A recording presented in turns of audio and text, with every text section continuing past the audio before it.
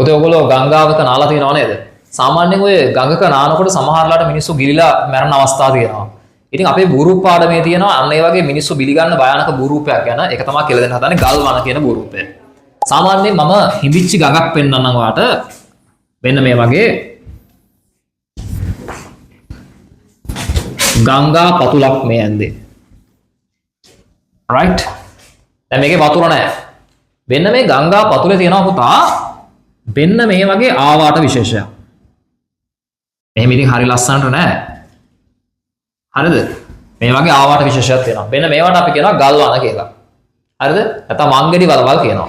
දැන් මේක ඇති වෙන්නේ ගංගාවක කාදන ක්‍රියාවලියේ ප්‍රතිඵලයක් විදිහට ගංගා පතුල සිරස්ව කාදනය වීම තුළ මෙන්න මේ වලයේ තියෙන විශේෂත්වය තමයි මම මේක එළියට ගන්නවා මතු පිට විස්කම්බයට වඩා මෙයාගේ පතුලේ විස්කම්බය වැඩි. මේ මුට්ටියක් වගේ තියෙන්නේ. හරිද? එතන වෙලා තියෙන්නේ ගංගා පාරේ වතුරත් එක්ක එන චූටි ගල් කැටයක් මේකට වැටිලා ඉස්සරෝම කැරකෙනවා. යම් පස් ප්‍රමාණයක් අනිජ ප්‍රමාණයක් මෙතන ඉවත් වෙනවා.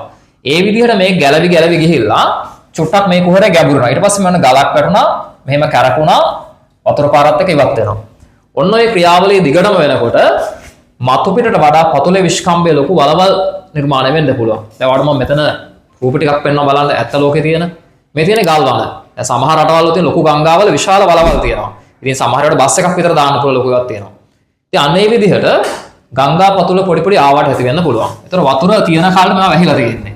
ඒතර දැන් අපි මේක ඇතුලේ පීනන්න හරි මොනවා හරි ගියොත් එහෙම සමහර මේක අස්සර යන්න පුළුවන්. ඊට පස්සේ මොකද වෙන්නේ? මිනිස්සු මැරෙනවා.